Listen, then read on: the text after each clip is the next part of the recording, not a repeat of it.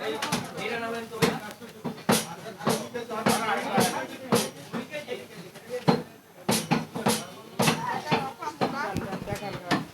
যে এই যে এই যে এই যে ফেলে দিচ্ছি না, এই যে এটা বের করে, এই যে ভিতরে একটা গুদ্দা আছে, এই যে এটা বের করে ফেলাবো।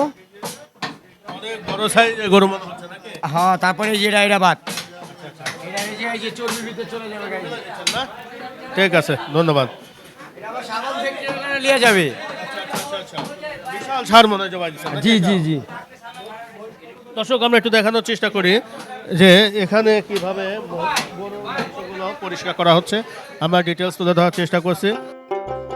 পর্যাপ্ত পরিমাণে এখানে তোল, 700 টাকা করে গোস লিয়া কাস্টমার এটা লিবনি কি আবার টাকা দিয়া, তাই মহাজনের রুলস মানতে হবে, তাই বাদ দিয়ে দিতে হয়। অনুযায়ী ফেলে দিচ্ছে। জি জি, মহাজনের এটা কমন জিনিস, এটা বাদ, এটা দিতে মানা।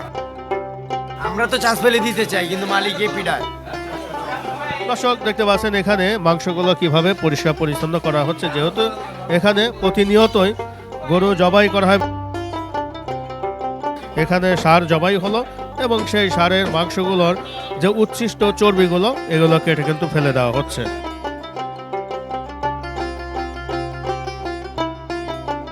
দর্শক দেখেন এখানে মাংসগুলো কিভাবে পরিষ্কার করা হচ্ছে, আমরা সেগুলো তুলে ধরার চেষ্টা করছি। যেহেতু প্রতিদিন অন্য দোকানে এগুলো দিয়ে দিবে, আমাদের কাছ থেকে নিয়ে যায় কাস্টমারে দেয়, কিন্তু আমরা এগুলো দিই না।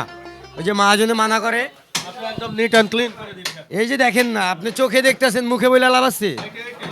মুখেও বলতে হবে, চোখেও হ্যাঁ, মুখে বললে অনেকে ববে চাপা মারি, চোখে দেখেন। ঠিক আছে দর্শক, আমরা দেখাচ্ছি আসলে মাংসগুলো কিভাবে পরিষ্কার করা হচ্ছে, আমরা সেগুলো ডিটেলস তুলে ধরার চেষ্টা করছি।